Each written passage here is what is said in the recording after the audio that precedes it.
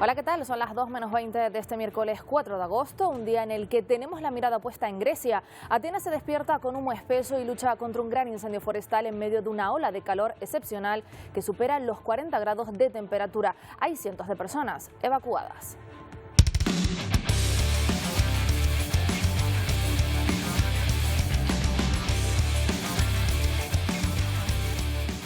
Más de 500 bomberos intentan controlar el avance del fuego, un incendio declarado al norte de la capital griega, al pie del monte Parnés, pero no es el único lugar, también evacuaciones en Turquía. Los incendios siguen su progresión en grandes destinos turísticos como Marmaris. En los últimos 7 días, 170 incendios registrados, y en Estados Unidos la cifra de incendios supera ya los 90 en varios estados, con casi 730.000 hectáreas arrasadas.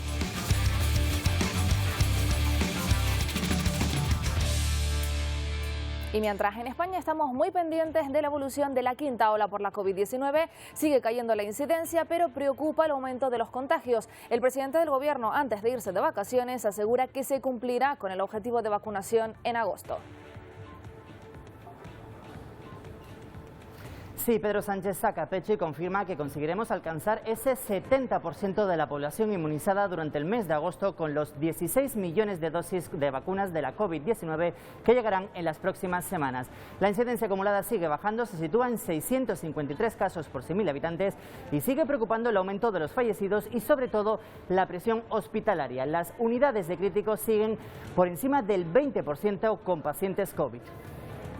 Gracias, Miguel. Y Reino Unido descarta la creación de una nueva lista de países de altísimo riesgo donde pensaba incluir a España. Nuestro país era el principal candidato para ser catalogado este jueves como país de altísimo riesgo, obligando a los viajeros a hacer cuarentena a su regreso a Inglaterra debido al aumento de los casos. El cambio hubiera afectado a millones de turistas británicos ya en España, muchos de ellos además aquí en Canarias o con las maletas preparadas para marcharse. Enseguida lo vemos y veremos cómo el gobierno de Alexander Lukashenko en Bielorrusia ahora hace frente a las duras críticas internacionales que le acusan de dictador. La oposición pide más apoyo exterior, mientras Ucrania investiga ya la muerte de un activista bielorruso desaparecido este martes en Kiev como un asesinato. Ya al menos 47 personas han muerto en un accidente entre una guagua y un camión en Mali. Otras 33 personas están heridas de gravedad. Según las autoridades, el conductor del camión perdió el control del vehículo tras la explosión de uno de sus neumáticos. El continente africano cuenta con las carreteras más peligrosas de todo el mundo. Y también les contaremos hoy en Atlántico Noticias cómo el gobernador demócrata de Nueva York, en Estados Unidos, podría haber abusado de al menos 11 mujeres durante años. Son las conclusiones de una investigación del fiscal general del estado. El presidente Joe Biden ha dicho que debería dimitir, pero hasta ahora el gobernador se ha negado.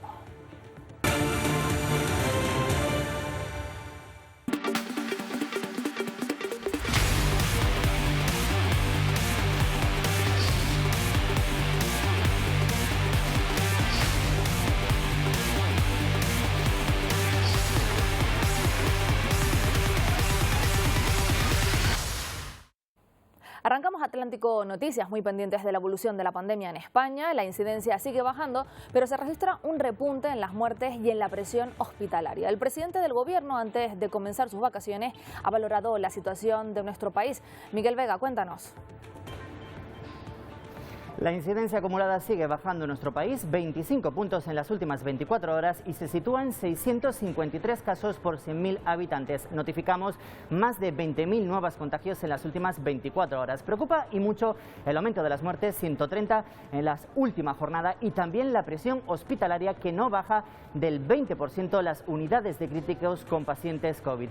A pesar de ello, Pedro Sánchez se muestra positivo, asegura que los contagios se van a frenar gracias al avance de la vacunación y se conseguirá el objetivo de tener inmunizado el 70% de la población durante el mes de agosto con la llegada de más de 16 millones de vacunas contra la COVID-19. Además, Pedro Sánchez asegura que España se ha convertido en un país que resistía contra la pandemia a uno de los países con mayor crecimiento económico.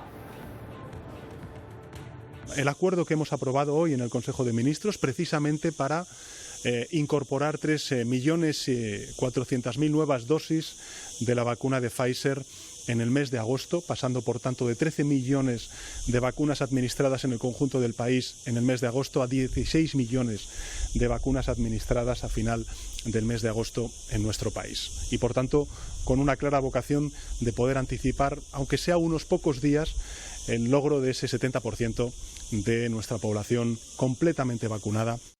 Y en unas horas el Ministerio de Sanidad y las comunidades autónomas se reunirán en el Consejo Interterritorial de Salud buscando unanimidad en las decisiones como el uso del certificado COVID o la vuelta del público a los eventos deportivos. Jonathan Denis, cuéntanos.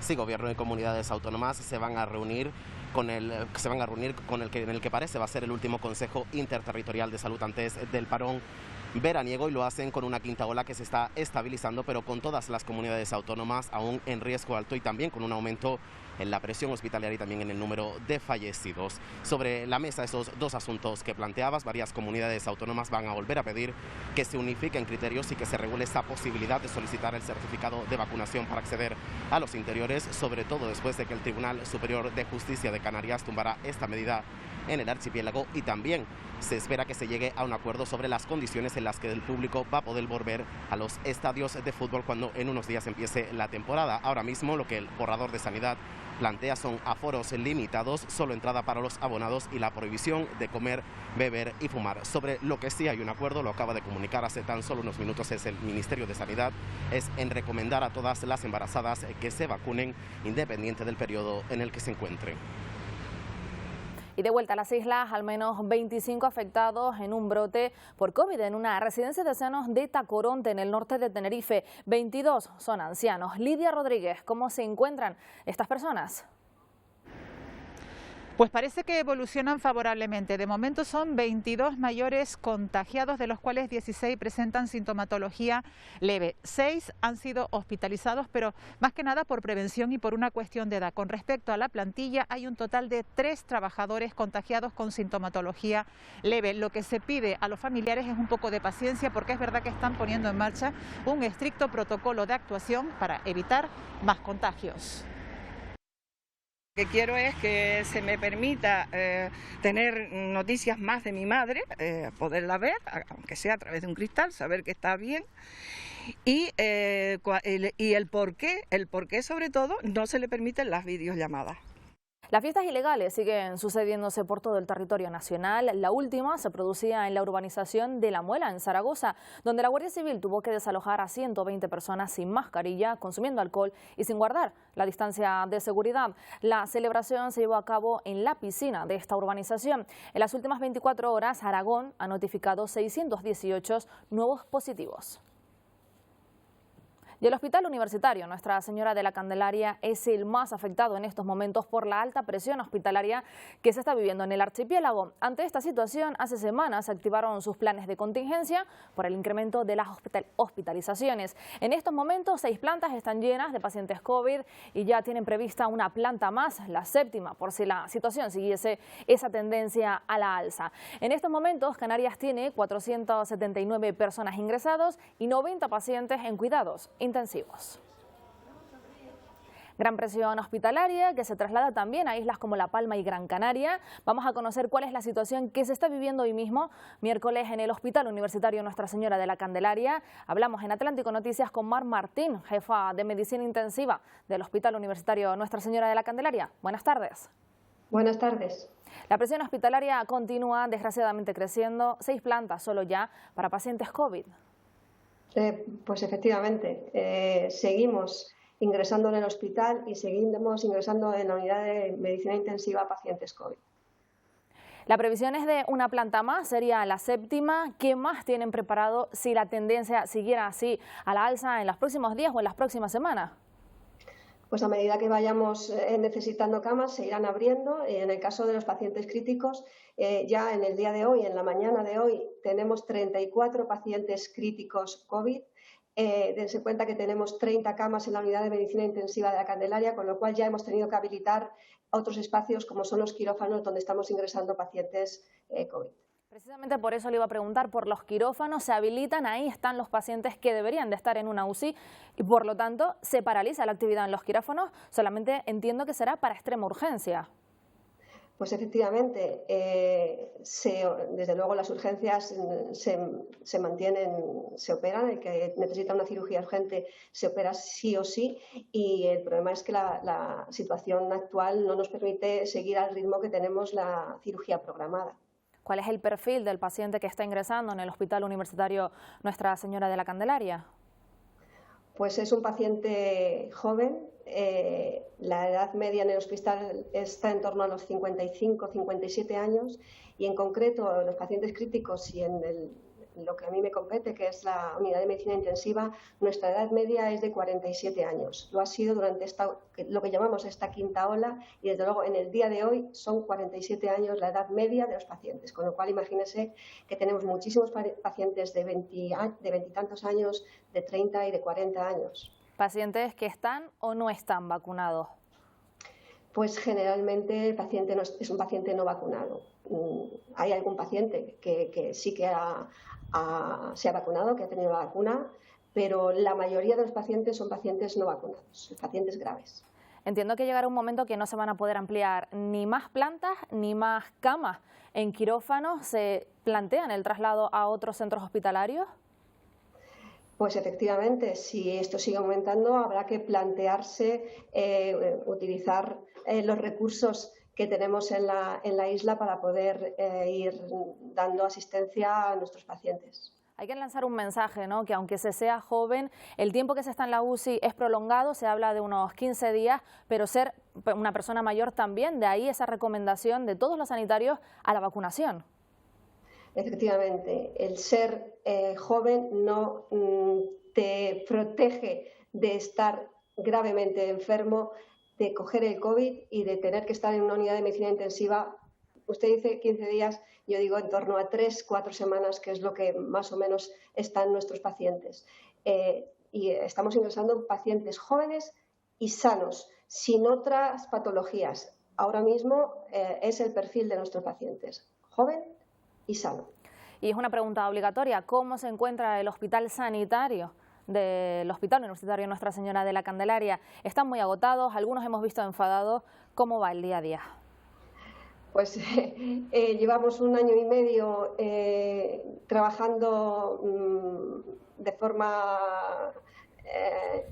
tremenda, y bueno, pues estamos en periodo vacacional y esto es un jarro de agua fría. Estamos agotados y lógicamente el cansancio y la preocupación en qué va a seguir sucediendo, porque ya estamos al límite, pues no puede ser de otra manera, deriva en enfado, ¿no? La sensación de frustración, de ese enfado de cuándo va a parar esto, pues es inevitable. Mar Martín, jefa de Medicina Intensiva del Hospital Universitario Nuestra Señora de la Candelaria, todo el ánimo del mundo y gracias por atendernos en Atlántico Noticias. Muchísimas gracias. Ya hasta el pasado mayo el archipiélago ha logrado sumar 3.000 bolsas más de sangre que en 2020. Los canarios se han volcado en la donación de sangre, aunque desde el Instituto Canario de Hemodonación y Hemoterapia recuerdan que se sigue necesitando de todos los grupos debido al gran número de hospitalizaciones de las últimas semanas. Además, desde el instituto animan a las personas que ya han pasado la COVID a donar plasma para ayudar con sus anticuerpos a los enfermos que se encuentran críticos en la UCI. Se está demostrando que personas que han pasado el COVID tienen suficientes anticuerpos como para ponerle ese plasma a pacientes que están pasando el COVID en ese momento. Esperanzas para el sector turístico de nuestro país y en especial el canario. Reino Unido ha descartado la creación de una lista de pacientes de altísimo riesgo, Itziar Pérez, donde España era candidata para entrar.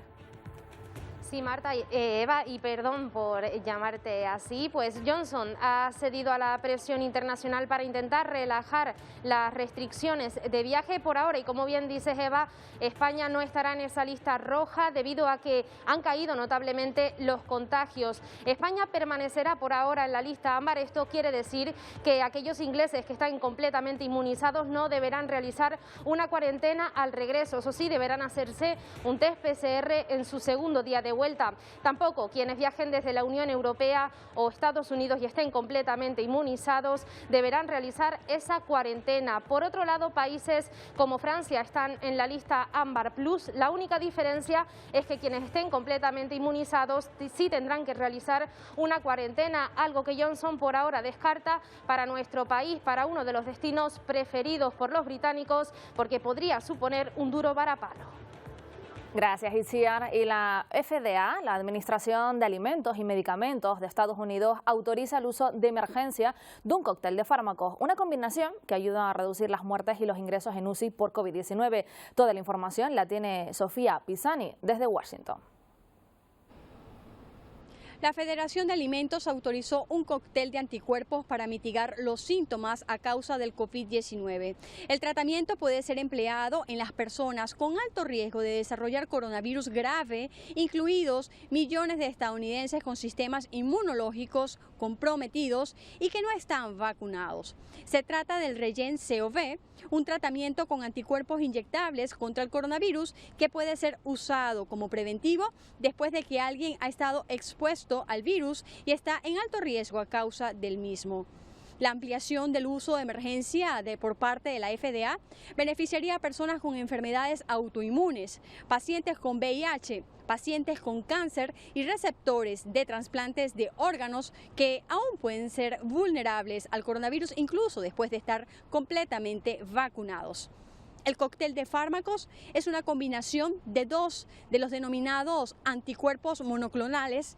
El tratamiento está destinado a proporcionar un impulso temporal pero inmediato al sistema inmunológico del cuerpo para combatir el coronavirus. Este fue el mismo que recibió el expresidente Donald Trump cuando fue hospitalizado por COVID-19 en el 2020. Desde Washington, Sofía Pisani de La Voz de América para Televisión Canaria.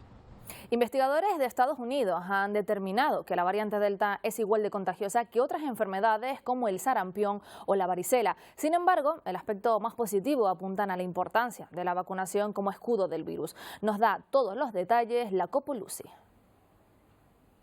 La variante Delta parece causar enfermedades más graves y mortales que las otras variantes del coronavirus y según revela un documento interno de los Centros para el Control, sería igual de contagiosa que la varicela y más que la viruela o el ébola. El documento revelado por la prensa estadounidense invita a las autoridades sanitarias a reconocer públicamente que la guerra ha cambiado contra el COVID-19. De hecho, según los últimos datos, también los vacunados podrían ser tan altamente contagiosos como los no vacunados. La carga viral de las personas no vacunadas es imposible de distinguir de las infecciones entre personas vacunadas. Los datos alarman a los científicos otra vez porque la cantidad de virus en una persona infectada con Delta es 1000 veces mayor que la que se ve en personas infectadas con la versión original del virus. Por eso la administración Biden recomendó nuevamente esta semana el uso de mascarillas en lugares cerrados, exigiendo a empleados federales y militares a vacunarse o someterse a pruebas frecuentes y ofreciendo una recompensa de $100 a quien se vacune. Les digo a todos aquellos no vacunados, por favor, vacúnense. Y el resto de Estados Unidos, este no es momento para desanimarse o bajar la guardia. Solo necesitamos terminar el trabajo con ciencia, con hechos, con la verdad. Además, frente a la nueva variante, no se excluye la posibilidad de una tercera dosis de vacuna, en particular para personas mayores de 65 años y pacientes inmunodeprimidos. Según los expertos, las vacunas siguen funcionando contra la variante Delta y evitan, esto muy importante, que los vacunados se enfermen de gravedad o que pierdan la vida. Sin embargo, los nuevos datos cambian la situación completamente y aumentan la urgencia de convencer a más personas a vacunarse. Desde Washington, Jacopo Luzzi, Voz de América. Y seguimos muy pendientes de la evolución de los rebrotes en China. Esto ha obligado al gobierno a retomar las medidas de control de la pandemia. El gigante asiático ha reportado 96 nuevas infecciones. En varias regiones solo permanecen abiertos los comercios de primera necesidad. Se han suspendido los vuelos nacionales y el transporte público. Según las autoridades sanitarias, la variante Delta se ha detectado en una docena de ciudades del país, entre ellas Wuhan, donde se han detectado 7 contagios locales. Por eso han lanzado una campaña masiva de pruebas para detectar posibles contagios. Y Australia registra la muerte más joven desde el inicio de la pandemia. Se trata de un joven de 20 años en Sydney que no estaba vacunado y estuvo 13 días aislado en su domicilio. La ciudad ha reportado más de 230 casos en las últimas 24 horas y mantiene una tendencia al alza. Las autoridades lanzaron un mensaje a la población sobre la importancia de vacunarse contra la COVID-19. Y los efectos del coronavirus están afectando a casi todos los sectores de la sociedad. En Chile, pescadores artesanales reclaman ayudas gubernamentales para hacer frente a la pandemia. Y lo han hecho, como ven, haciendo barricadas y quemando neumáticos como medida de presión para ser incluidos en el conocido bono alivio de casi $1.300. Ocurrirá en varias localidades del centro del sur del país. El gobierno asegura que estos pescadores no están registrados de forma oficial y, por lo tanto, quedan excluidos del paquete económico. El tabaquismo es un factor de riesgo también para la COVID-19. Muchos de los pacientes ingresados que han sido afectados por el virus son fumadores, presentan mayores dificultades a la hora de su recuperación. Pero lo cierto es que el tabaco es un factor de riesgo para la vida en general, un hábito que en Canarias intentan que los jóvenes no obtengan. Desde el área de salud pública hay un programa específico que trabaja en la prevención entre los menores. Ahora, con la aparición de los cigarrillos electrónicos, la tendencia de forma equivocada se incrementa entre los adolescentes. En España, prácticamente el 60% de los estudiantes de 18 años ha consumido en alguna ocasión cigarrillos electrónicos. España es el país de la Unión Europea donde los jóvenes, sobre todo las chicas, se enganchan antes al tabaco, aunque en Canarias nos encontramos por debajo de la media en cuanto al consumo. Hablamos hoy con Antonio Torres, aquí en Atlántico Noticias, es responsable del programa de tabaquismo de la Dirección General de Salud Pública de Canarias. Buenas tardes. Hola, buenas tardes. El tabaco complica la lucha frente a la COVID-19, pero lo cierto es que además produce una dependencia mayor si hablamos de edades tempranas. Pues sí, efectivamente. El tabaquismo normalmente se suele comenzar a probar alrededor de los 12, 13 años y el consumo habitual entre los 14 y los 15. Cuanto antes se empieza, más riesgo hay de generar una dependencia al tabaco y luego, evidentemente, pues más cuesta dejarlo. Hay multitud de estudios que demuestran que aquellas personas que fuman a diario entre los 16 y los 18 años tienen una probabilidad enorme de convertirse en adictos al tabaco. La buena parte, aunque no deja de ser mala, es que Canarias es una de esas regiones pues, que tiene menos adolescentes fumadores. Sí, la edad de inicio es ligeramente inferior y la prevalencia de consumo para cada una de las edades pues es ligeramente inferior. Sin embargo, el problema sigue siendo muy importante porque estamos hablando de proporciones de 22, 23, 25% a los 18 años y eso es una proporción muy alta para prevenir las enfermedades que provoca el tabaco pues después de 20 o 25 años de consumo. Pero sí que es verdad que en Canarias, probablemente también por algunas de las actuaciones que se han venido haciendo en los últimos 20 años, pues la proporción es ligeramente inferior a la media nacional. Precisamente por eso, señor Torres, le iba a preguntar, Canarias cuenta desde hace más de 20 años con un programa específico dirigido a los jóvenes que trabajan en la prevención. Efectivamente, la edad de inicio claramente está en la edad escolar. El pico de incidencia es entre los 13 y los 15 años y en Canarias se diseñó y se planteó un programa hace 20 años de prevención del consumo de tabaco en la educación secundaria obligatoria. Es un programa que actúa desde primero de la ESO hasta cuarto de la ESO y todos sus cursos equivalentes, desarrollado por la Dirección General de Salud Pública y ejecutado en los centros docentes por los propios docentes que están trabajando en esos centros. Es un programa que lo que pretende no es tanto atemorizar por el consumo de tabaco, aunque sí que es verdad que se informa de las consecuencias que tiene, como también de los componentes que tiene. Pero probablemente la clave del programa sea que se intentan modificar algunos valores que tiene la juventud sobre el consumo de tabaco. El tabaco me hace mayor, me facilita las relaciones sociales, etcétera. Y también despertar el espíritu crítico sobre algunas de las campañas publicitarias y de la promoción de los productos del tabaco. De tal manera que prácticamente nosotros lo que hacemos es poner la bola en el tejado de los adolescentes, de manera que sean ellos quienes decidan si quieren fumar o no. No hay ninguna prohibición, obviamente. Lo cierto es que este programa disminuye a la mitad la proporción de fumadores, tanto en chicos como en chicas, en aquellas personas que han terminado el programa con respecto a aquellos que no lo han hecho. Y ahora además, señor Torres, está muy de moda los cigarrillos electrónicos, pero lo cierto es que estos cigarrillos, lejos de quitar ese hábito de fumar, incluso podría llegar a introducir a los menores en lo que es el tabaco convencional.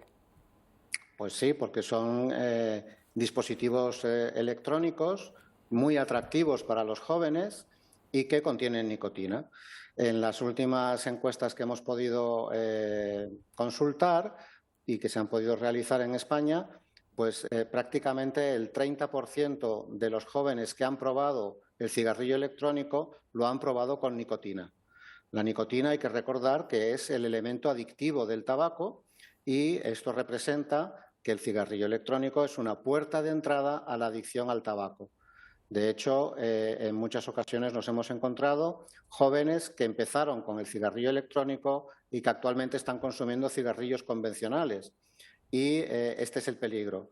En este programa ITES Plus también hemos avanzado contenidos sobre el cigarrillo electrónico para que no haya duda, que no haya un lugar para el engaño. El cigarrillo electrónico contiene nicotina y la nicotina es adictiva y por lo tanto perjudicial para la salud. Pues ahí queda ese mensaje. Antonio Torres, responsable del programa de tabaquismo de salud pública. Gracias por atendernos en Atlántico Noticias. Ha sido un placer. Buenas tardes.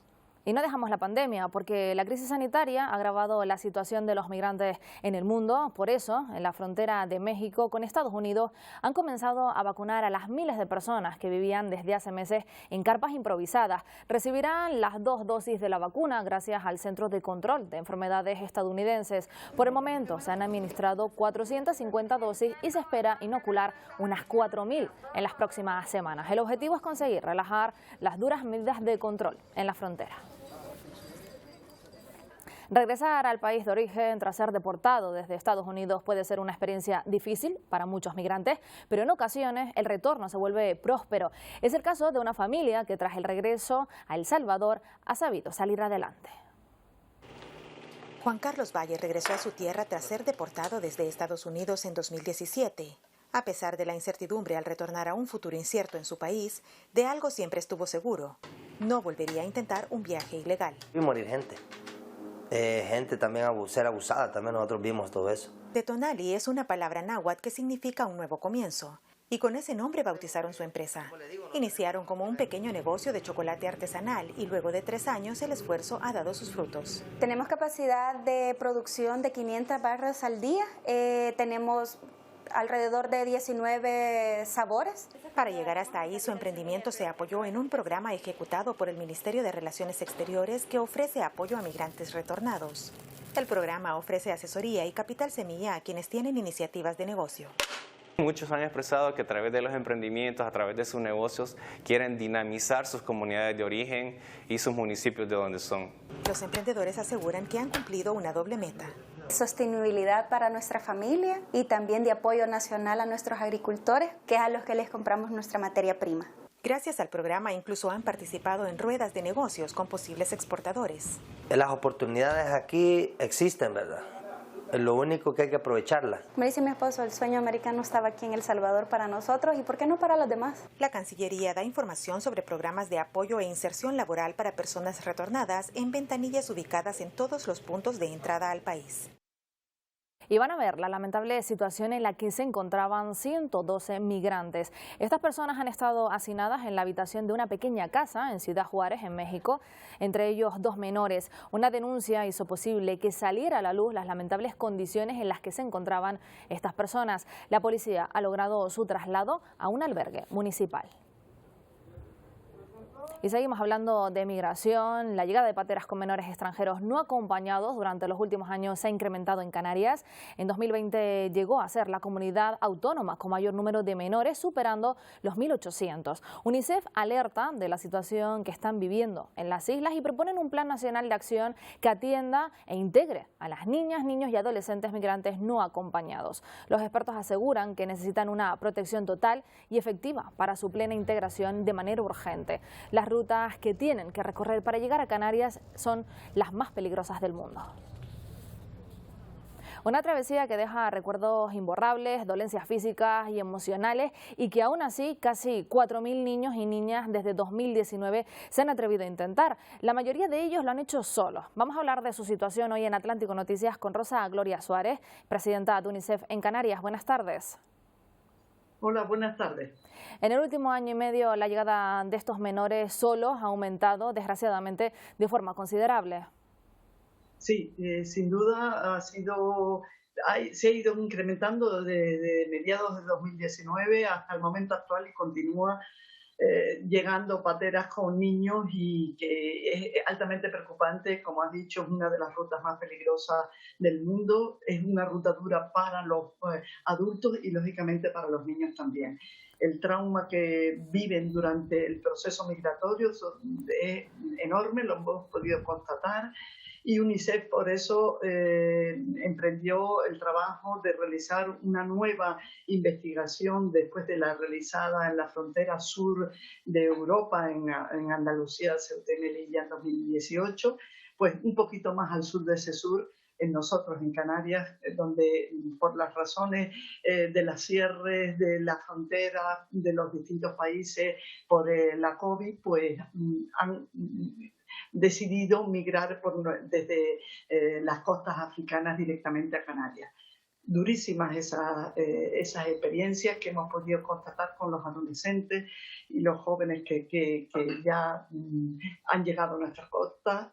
Cuentan cómo han fallecido personas en sus pateras, sus amigos, realmente, y bueno, y hemos podido nosotros comprobar aquí cómo los niños más pequeñitos llegaban con su familia y no pudieron superar el trayecto. Durísima la situación, y por eso UNICEF, que es gran defensora de los derechos del niño, trata por todos los medios de que se establezca un plan de acción conjunto, o sea, una estrategia a nivel nacional, porque no es solamente el aporte financiero para momentos puntuales, sino que debe haber un plan de contingencia y un modelo de gestión estatal que no solamente coordine a todas las instituciones que están implicadas en este transitar de los niños y niñas menores no acompañados, sino que también permita la derivación de forma ágil a otras comunidades de nuestro país,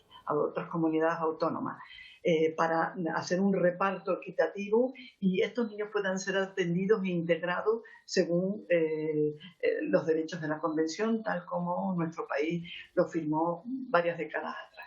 Más de 300 menores podrían ser considerados como refugiados. Esas son las cifras que barajamos. Lo cierto es que las peticiones de asilo continúan aumentando. Exactamente. Realmente uno de los temas es el procedimiento que se llevan todo desde que llegan a la costa hasta que ya son reconocidos bajo la tutela del Estado y puestos a disposición de la Dirección General de Infancia en un centro de acogida integral. No solamente pasa mucho tiempo, sino son trámites engorrosos, muchas veces poco coordinados, con poca financiación, y uno de esos procedimientos es el asilo, el reconocimiento del asilo. Eso es importante porque de ese modo están también protegidos cuando estos niños, mientras son menores, pues están protegidos por el Estado, pero cuando ya cumplen la mayoría de edad y son extutelados, pues ese reconocimiento de refugiado y petición de asilo pues va a favorecer pues un estatus mejor que cuando salen a la calle después de haber estado tutelados sin nada que les pueda apoyar en el transcurso de la evolución que tendrán que hacer como jóvenes y adultos. Rosa Suárez, presidenta de UNICEF en Canarias, gracias por ese mensaje y ahí queda, lanzado. Muchas gracias a ustedes. Y cambiamos de asunto. El gobernador de Nueva York, en Estados Unidos, podría haber abusado de varias mujeres durante los últimos años. Él lo niega todo. Son las conclusiones de una investigación del fiscal general del estado. El presidente Joe Biden ha dicho que debería dimitir. Después de 5 meses de investigación y más de 74.000 pruebas entre correos, audios e imágenes, la fiscal general del estado acepta las acusaciones de abusos contra Andrew Cuomo. La investigación encontró que el gobernador Andrew Cuomo acosó sexualmente a empleadas actuales y anteriores del estado de Nueva York a participar en tocamientos no deseados y no consensuados, además de la realización de numerosos comentarios ofensivos de carácter sugerente y sexual que crearon un ambiente laboral hostil para las mujeres. 179 mujeres habrían sufrido algún tipo de abuso por parte de Cuomo, según la fiscal. El gobernador, por su parte, que lleva en el cargo desde 2011, niega los hechos. Nunca toqué a nadie de manera inapropiada ni hice comentarios sexuales. Tengo 63 años. He vivido toda mi vida en un cargo público. Eso no es lo que soy y no es lo que he sido nunca. El presidente de Estados Unidos, Joe Biden, se reafirma tal y como declaró hace unos meses. Si los hechos están probados, Cuomo debe abandonar su cargo. Creo que debería dimitir. Entiendo que la Fiscalía del Estado puede decidir llevar a cabo un juicio político. La fiscal general del Estado asegura que estos hechos demuestran que en la administración estatal de Estados Unidos se respira un clima de injusticia social sobre las mujeres. Y máxima alerta en el Pentágono después de que este martes un agente de la policía cayera abatido en un tiroteo en las inmediaciones del edificio. Otras 2 personas resultaron heridas. Tiene más información Jacopo Luz. Un agente de policía murió después de ser apuñalado el martes durante un estallido de violencia en una estación de tránsito en las afueras del Pentágono, y un sospechoso recibió un disparo de la policía y murió en el lugar, dijeron las autoridades. La instalación está a solo unos pasos del edificio del Pentágono, que se encuentra en el condado de Arlington, Virginia. El Pentágono, recordamos, es el cuartel general de las Fuerzas Armadas de Estados Unidos y fue puesto temporalmente bajo cierre de emergencia después de que se dispararan tiros el martes por la mañana cerca de la entrada del edificio. Un oficial de policía del Pentágono que fue apuñalado murió más tarde. Se esperan más detalles sobre esta violencia. La conexión, entre tanto, del tiroteo y el apuñalamiento del oficial no quedó claro de inmediato y las autoridades no proporcionaron de inmediato detalles ni la secuencia de los hechos. Sin embargo, la Agencia de Protección de la Fuerza del Pentágono tuiteó poco antes del mediodía que la escena del incidente era segura. El encierre se levantó excepto en el área alrededor de la escena del crimen. Desde Washington, Jacopo Luzzi, Voz de América, para la Alianza Informativa Latinoamericana. Continuamos con la mirada puesta en los graves fuegos que están sacudiendo Europa, pero no es el único continente afectado. En California, en Estados Unidos, los bomberos trabajan a destajo para intentar apagar casi un centenar de incendios. 91 incendios forestales están arrasando Estados Unidos. Son casi 730.000 hectáreas calcinadas. Persisten las altas temperaturas y la vegetación seca, que para nada ayudan a los más de 22.000 bomberos desplegados en California, Idaho y Oregón. En Europa preocupa a Turquía, que se ve incapaz de borrar el fuego de sus paisajes. Unas llamas que rozan las zonas urbanas y que son toda una amenaza para viviendas como esta. Más de 1.100 personas han sido evacuadas por mar para dejar las carreteras a los equipos de emergencia. Parte del equipo de la UME sale de nuestro país para ayudar en su extinción. En total, 3 aviones y 27 militares que ayudarán en la lucha contra el fuego. Terror también en Grecia. El incendio a las puertas de Atenas devora casas y vehículos. La ola de calor, su aliada, superando los 40 grados y con mínimas cercanas a los 30. La esperanza de los bomberos, lograr controlarlo y sobre todo que no haya víctimas mortales. Y al menos 47 personas han muerto en un accidente entre una guagua y un camión de mercancía en Mali. Otras 3 han resultado heridas. Según las autoridades, el conductor del camión perdió el control del vehículo tras la explosión de uno de sus neumáticos. El continente africano cuenta con las carreteras más peligrosas del mundo. Según la Organización Mundial de la Salud, se producen 26 muertes por cada 100.000 habitantes al año. Y la deportista bielorrusa, que denuncia un intento de deportación forzosa, se encuentra en Austria.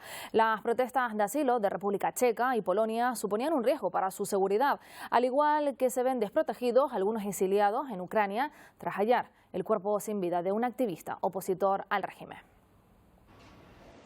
La atleta Szymanowskaja está en Austria, aunque a priori su viaje para el asilo humanitario era Polonia. Hay riesgo para su seguridad, lo que obliga a cambiar el destino. El gobierno de Lukashenko ahora se enfrenta a las duras críticas internacionales que le acusan de dictador. También la oposición, que ahora pide más apoyo exterior. Creo que lo que está pasando en Bielorrusia es nuestro dolor y, por supuesto, nunca será suficiente para nosotros porque queremos que este infierno se acabe lo antes posible en nuestro país y queremos más apoyo, más presión, más asistencia, más solidaridad, pero cada país hace lo que puede. Parte de la población siente miedo, sobre todo después de que se hallara el cuerpo sin vida de un activista exiliado en Ucrania. Las autoridades barajan la hipótesis de que se trata de un asesinato y los autores hicieron creer que fue él quien acabó con su propia vida. Hay quienes temen correr la misma suerte. Los que venían aquí solían sentirse libres porque lograban huir del régimen para evitar el encarcelamiento y la persecución criminal, pero ahora vemos que aquí nos pueden matar. Lo más aterrador es que luchan contra su propia gente, contra Bielorrusia, los ciudadanos. Eso es lo más aterrador. Recuerdo los eventos del año pasado. No podíamos creer que las autoridades fueran capaces de hacer tales cosas. Ucrania, Polonia y Lituania se han convertido en refugio para los bielorrusos durante la represión del presidente Lukashenko. Decenas de miles de personas han sido detenidas y las principales figuras de la oposición están encarceladas o viviendo en el extranjero. Siguen subiendo los contagios en la capital olímpica. Tokio notifica más de 3.700 casos en las últimas 24 horas. En la Villa Olímpica también se han producido bajas como el equipo de natación de Grecia. Ya hay más de 320 casos desde que comenzaron los Juegos. Y vamos ahora a contarles en imágenes las últimas 24 horas que han dado de sí los Juegos Olímpicos de Tokio.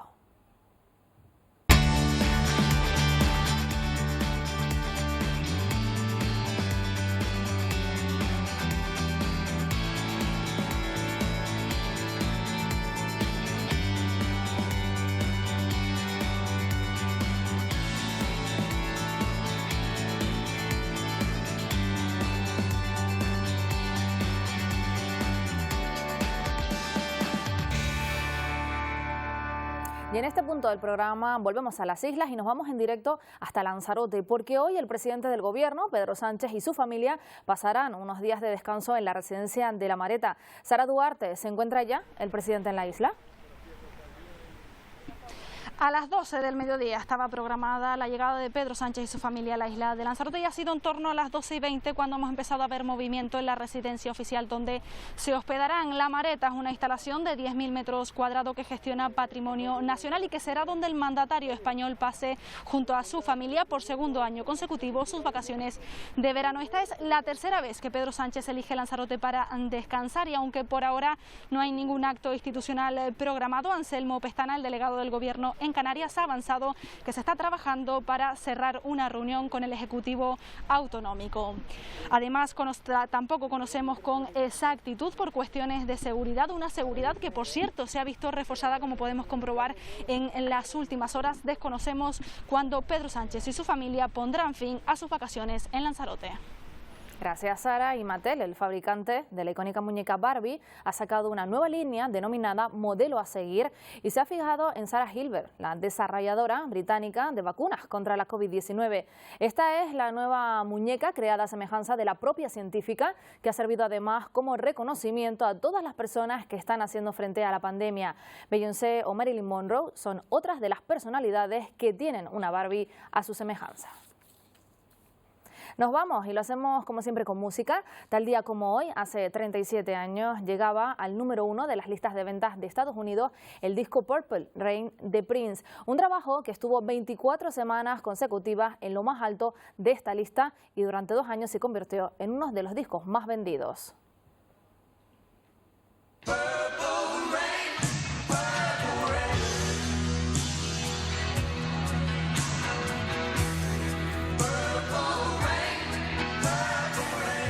22 millones de copias vendidas. Con la música del cantante de Minneapolis nos vamos. Le dejamos con toda la actualidad en el Telenoticias 1. Hasta mañana. Que descansen.